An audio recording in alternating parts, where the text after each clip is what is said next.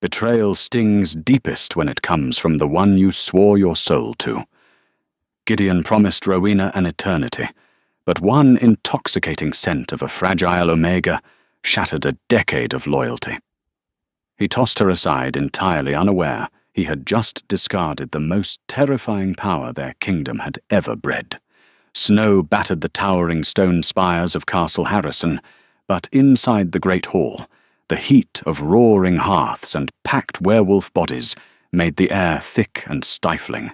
Rowena sat at the lower end of the high table, her fingers tracing the rim of her iron goblet. For 10 years she had fought by Gideon's side.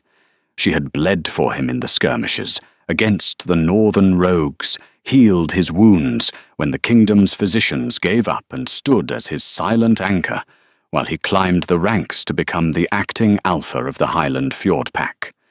They were betrothed since childhood. They were supposed to complete the mating bond at midnight under the peak of the winter solstice moon.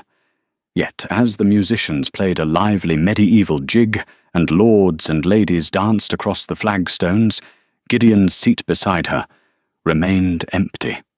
Rowena's amber eyes scanned the room, picking up the heavy scent of roasted boar, spilled ale, and the sharp tang of pine needles. And then she caught something else. It was a scent so cloying, so overwhelmingly sweet, like crushed lavender and wild honey, that it made the hairs on the back of her neck stand up. The scent of a pure-blooded Omega in heat. The heavy oak doors of the great hall groaned open. The music faltered. The chatter died in the throats of the hardened warriors. Gideon stepped into the hall. He was a colossal man, built like a fortress, wearing the heavy dire-bear pelts of his station, but it was not his imposing figure that drew the gasps from the court. It was the woman clinging to his arm, Seraphina. She was a vision of fragile, ethereal beauty, dressed in white silks that seemed entirely impractical. For the brutal, medieval winter, her golden hair cascaded down her back like spun sunlight. Her eyes were wide, doe-like, and shimmering with a calculated innocence. But to a wolf's senses, she was a walking beacon of submission and fertility. Omegas were rare, nearly extinct in the modern medieval territories. They were prized, hoarded, and worshipped. Rowena's heart slammed against her ribs. She stood up her chair, scraping harshly against the stone floor. The sound echoed in the suddenly silent room. Gideon's eyes locked onto hers. There was no guilt in his gaze, only a cold, hardened resolve. He guided Seraphina through the parted crowd straight to the high table. Lady Catherine, the pack's elder, watched with pursed lips, her gaze darting between Rowena and the approaching alpha. "Gideon!" Rowena said, her voice steady, despite the tremor in her chest. "Where have you been?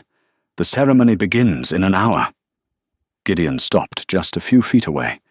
Seraphina pressed closer to him, letting out a soft, frightened whimper, burying her face into his furs.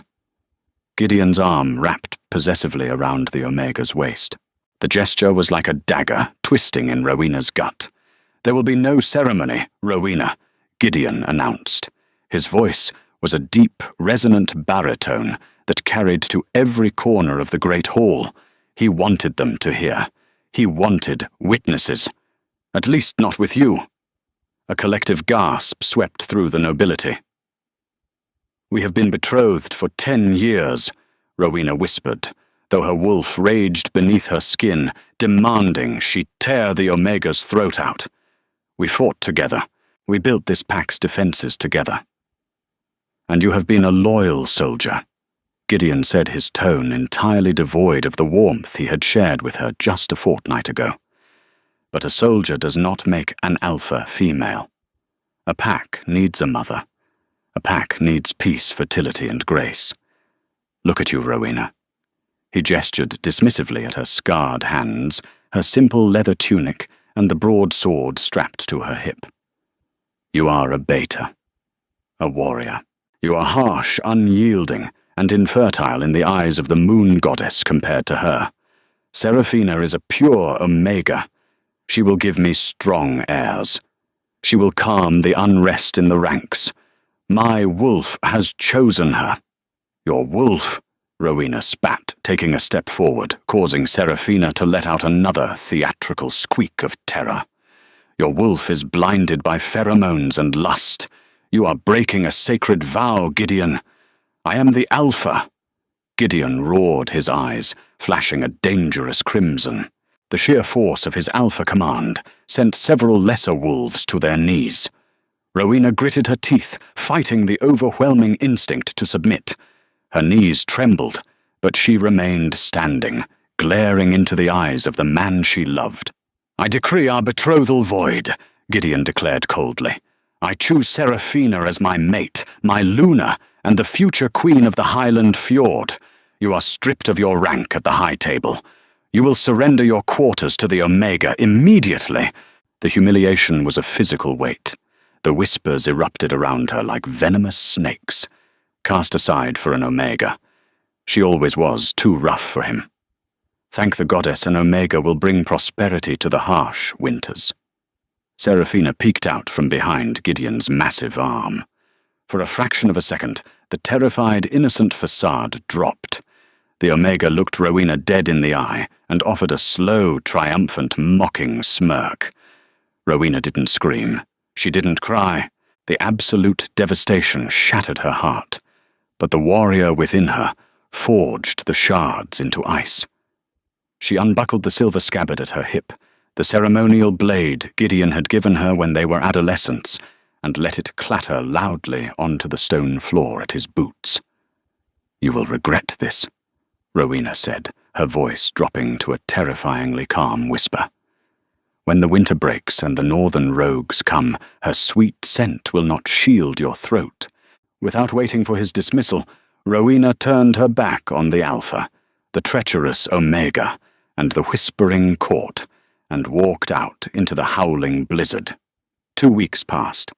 The mating ceremony between Gideon and Seraphina was a lavish affair that nearly bankrupted the winter grain stores.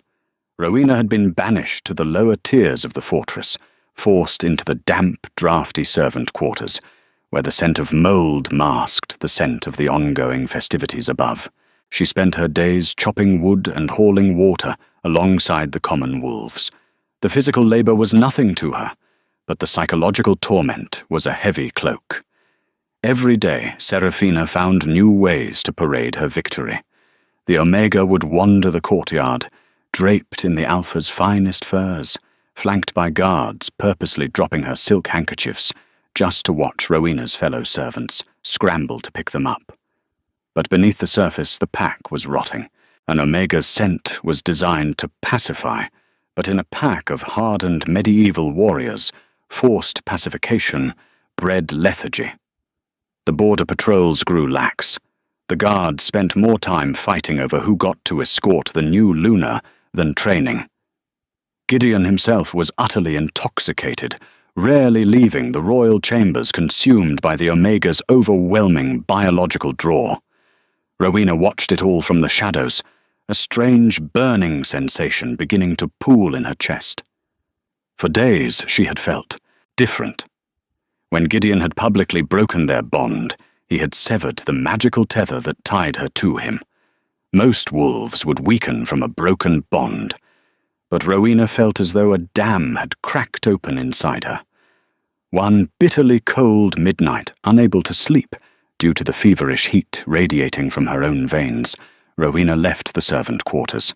The moon was hidden behind thick, dark clouds.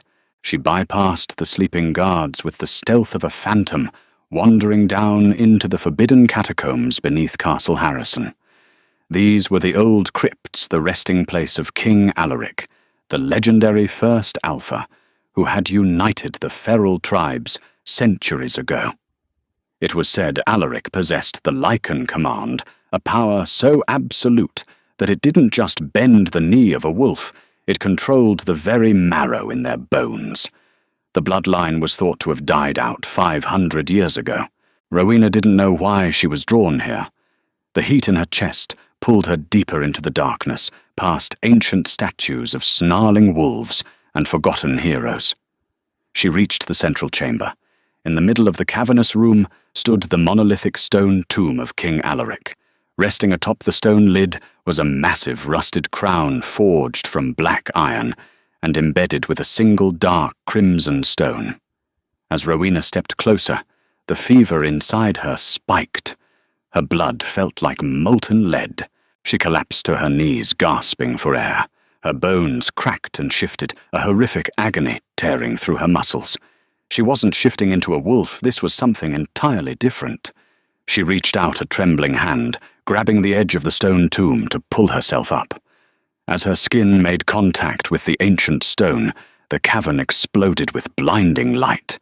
The crimson stone in the crown ignited like a dying star. "Who comes before the king?" A voice boomed in her mind, ancient, guttural, and shaking the very foundations of the castle. Rowena squeezed her eyes shut, fighting the immense pressure in her skull. "Rowena," she choked out. "A betrayed warrior. A castaway." "I smell no betrayal," the voice echoed, vibrating through the stone into her hands. "I smell the awakening of my blood. The false alpha above plays with pretty toys while the kingdom falls. But you carry the silent storm." Memories that were not hers flashed behind her eyelids. She saw King Alaric leading thousands of massive hulking beasts, lichens, the ancient towering ancestors of modern werewolves. She saw the bloodline passing down through generations in secret hiding in the bodies of supposedly weak betas to protect them from assassination, waiting for the trigger. The trigger was the severing of a false bond. Gideon's rejection hadn't ruined her. It had freed the dormant royal blood from his oppressive lesser alpha aura. "Rise, daughter of the first sire," the spirit of Alaric commanded. "Take the crown. Awaken the beast of old." Rowena forced her eyes open. The pain vanished, replaced by an intoxicating, godlike surge of power. She stood towering taller than she had just moments ago. Her senses expanded 1,000-fold. She could hear the heartbeats of the guards, sleeping 3 floors above. She could smell the fear of the deer miles away in the forest. She reached out and picked up the black iron crown. It didn't feel rusted or heavy anymore. It felt like an extension of her own body. When she turned toward the polished bronze shield, resting against the crypt wall, she stopped. The reflection staring back at her was terrifyingly magnificent. Her previously amber eyes were now a glowing, incandescent gold, the unmistakable legendary mark of the Lichen King.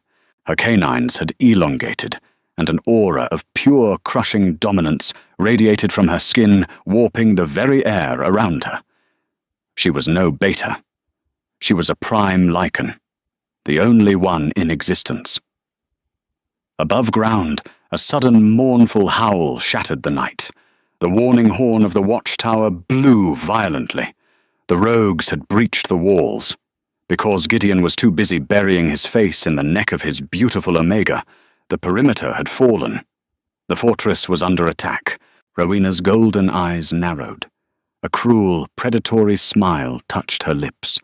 She set the iron crown atop her head, feeling the ancient magic lock into her skull. Let Gideon see what his Omega's sweet scent could do against an army of savages. And when he failed, let him see the monster he had unleashed. It was time to remind the world who truly owned the throne. Chaos erupted in the upper courtyards of Castle Harrison, tearing through the winter night like a jagged blade. Giant flaming boulders hurled from rogue trebuchets, smashed into the eastern parapets, sending showers of pulverized stone and burning timber raining down upon the panicked inhabitants.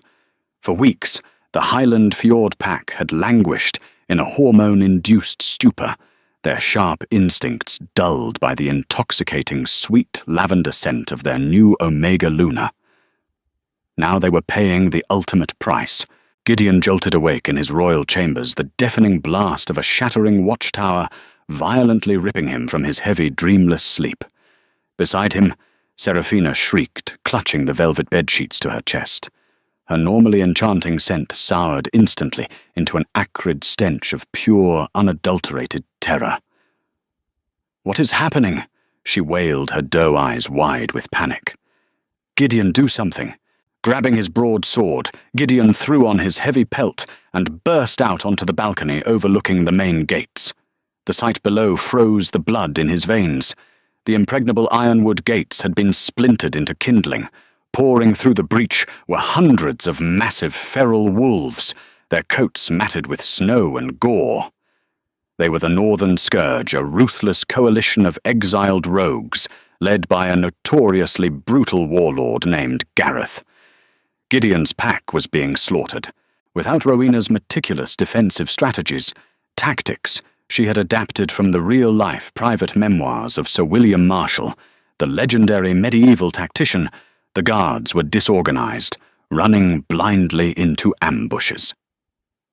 Roaring a battle cry, Gideon leapt from the balcony, shifting mid-air. He hit the cobblestones as a massive, dark-furred wolf, tearing into the nearest rogues with savage desperation.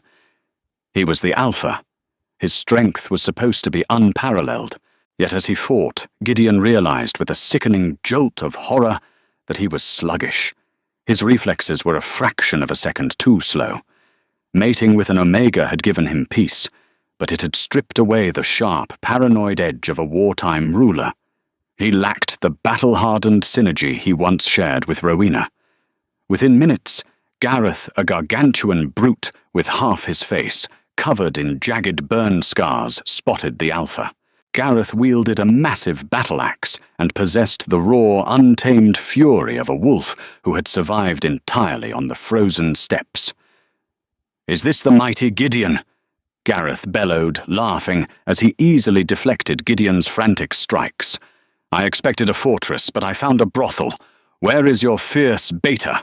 Traded her for a soft bed, I hear." Gareth's axe swung in a deadly arc, catching Gideon in the ribs. The sickening crack of bone echoed over the din of battle. Gideon was thrown backward, crashing through the heavy oak doors of the great hall and skidding across the flagstones, leaving a trail of crimson. He shifted back into his human form, clutching his bleeding side, his breath coming in ragged, bloody gasps. The remaining pack warriors, seeing their Alpha fall, lost their morale. They were backed into the great hall, surrounded by Gareth's snarling, bloodthirsty army. Seraphina, who had fled down the grand staircase, seeking a hiding spot, was caught out in the open. She froze on the bottom step, trembling violently. Gareth stepped over the threshold, his heavy boots crunching on the debris. He wiped the blood from his chin and locked his predatory gaze on the terrified Omega. "Well, well," Gareth sneered, his eyes tracing the delicate curves of her silken nightgown. "The prize of the Highland fjord, an Omega. Her scent alone is enough to drive a man mad. Come here, little bird." Gideon, spitting blood, tried to push himself up on his elbows. "Don't touch her." He wheezed his voice, lacking any Alpha command. "Seraphina, run." But Seraphina didn't run. Instead, a chilling twist of survival instinct washed over her beautiful features. The innocent, fragile facade melted away, revealing a cold, calculating core. She looked at Gideon, bleeding and broken on the floor, and recognized instantly that he was a lost cause. He could no longer provide the luxury and protection she demanded. Slowly, Seraphina descended the final step. She intentionally released a heavy, concentrated wave of her calming pheromones, aiming them directly at the rogue warlord. She walked past Gideon, not even sparing him a glance, and stopped before Gareth. She dropped to her knees, bowing her head in a perfect display of absolute submission. "I am an Omega," Seraphina said, her voice dripping with honeyed desperation. "I belong to the strongest. If you spare my life, I will be your Luna. I will give you heirs. He forced me to mate with him. I submit to you, Alpha." A collective gasp of horror rippled through the captured pack members. Gideon stared at her, his heart shattering into a million jagged pieces. The betrayal was a physical blow far worse than the axe wound in his side. He had thrown away a decade of unflinching loyalty, discarded a woman who would have fought back to back with him, to the gates of hell, all for an illusion. Serafina didn't love him. She loved power. And the moment his power faltered, she stepped over his bleeding body to bow to his conqueror. Gareth threw his head back and roared with cruel laughter. "A practical creature, I accept your submission, little bird." He reached down, grabbing a fistful of her golden hair, and turned to look down at Gideon. "Look at your prize, Gideon. Was she worth losing your kingdom?" Gareth raised his battle-axe, preparing to bring it down on Gideon's neck. Gideon closed his eyes, welcoming the darkness, consumed by a bitter, suffocating regret. But the axe never fell. Instead, the ground beneath them began to violently shake. Dust fell from the vaulted ceilings. The heavy iron chandeliers swung wildly, the candles flickering in a sudden icy gust of wind that swept through the great hall. The oppressive, chaotic noise of the siege abruptly died, replaced by a suffocating, terrifying pressure in the air. Every wolf in the room, rogue and pack alike, felt an immediate, agonizing weight press down on their spines. It wasn't the scent of an alpha. It was something infinitely older, darker, and vastly more powerful. It was the scent of the earth, of ancient thunder, of bloodlines forged in the very dawn of creation. From the shadows of the lower catacombs, a figure emerged. Rowena stepped into the flickering light of the great hall, but she was no longer the discarded beta they remembered. She had grown several inches taller, her muscles defined with an otherworldly, statuesque grace. Resting upon her brow was the legendary black iron crown of King Alaric, the crimson jewel, pulsating in time with her heartbeat.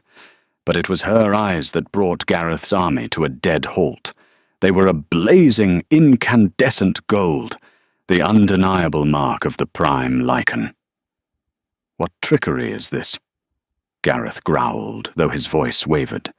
He let go of Serafina's hair, taking a step back, as his own wolf whimpered inside his mind, screaming at him to grovel. Rowena didn't shout. She didn't roar.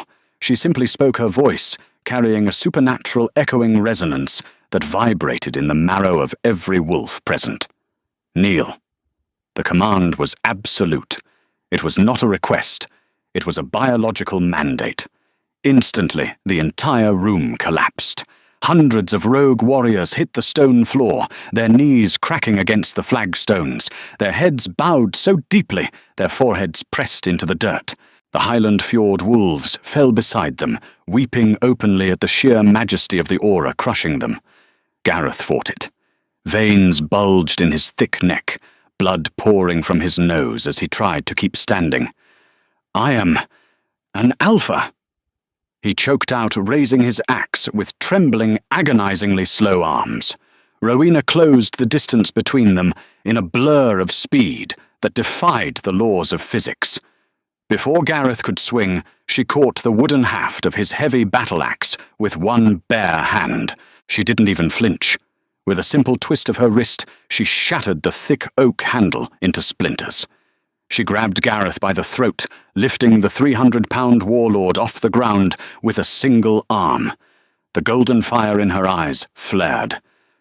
"You are a trespasser in my halls," Rowena whispered coldly. "And I am the king."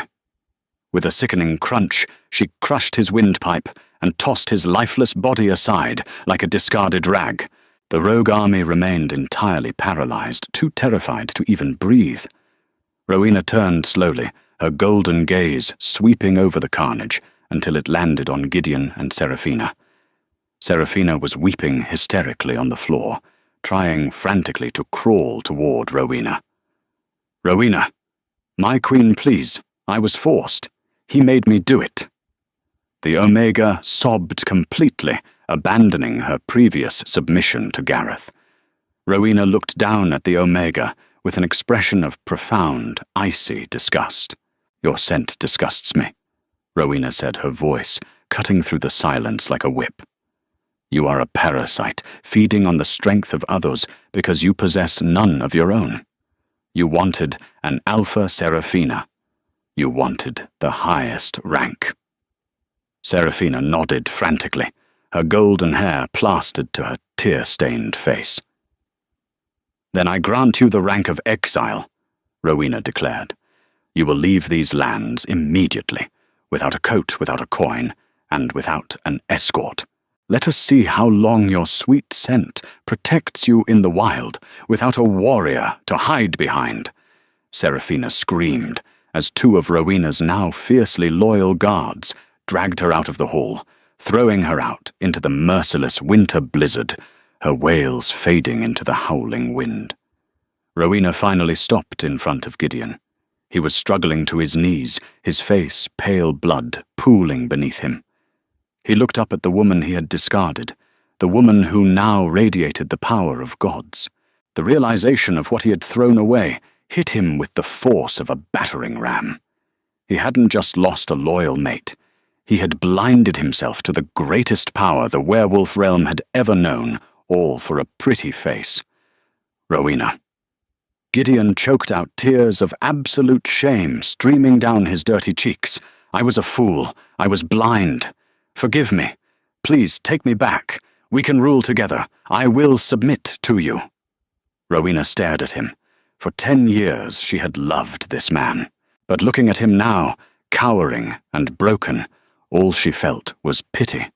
The bond they once shared was dead, incinerated by his betrayal, and replaced by the immortal fire of the Lycan bloodline. "You broke our bond, Gideon. That was the greatest gift you ever gave me," Rowena said, her tone devoid of anger, which only made it more devastating. "You freed me from the shadow of a weak man." She reached down, unpinning the Alpha's crest from his heavy fur cloak. "I will not kill you, Gideon. That is a mercy you do not deserve. But you are stripped of your title, your lands, and your pride. You will live the rest of your days as an Omega in the servant quarters. You will clean the blood from these floors. You will haul the water and chop the wood just as you forced me to do. And every day you will look up at the throne and remember what you threw away." Gideon broke sobbing openly into the stone floor, his spirit entirely crushed. Rowena turned her back on him, walking gracefully toward the high table. She stepped over the debris, her golden eyes surveying her new kingdom. The rogues, still kneeling, swore their undying fealty to her right then and there. They came seeking blood, but they had found their ancient god. As she sat upon the throne, the black iron crown resting heavily and perfectly upon her head, Rowena knew the medieval werewolf world would never be the same. The era of false alphas playing a game of thrones was over. The prime Lycan had returned, and she ruled alone. What a satisfying end to a tale of betrayal and ultimate vengeance. Rowena proved that true power isn't about manipulation or sweet sense. It's about the untamed strength lying dormant within us, waiting for the right moment to awaken. Do you think Gideon got the punishment he deserved, or was Rowena too merciful? Let us know your thoughts in the comments below. If you loved this epic medieval werewolf drama, hit that like button, share it with your fellow fantasy lovers, and subscribe for more thrilling stories.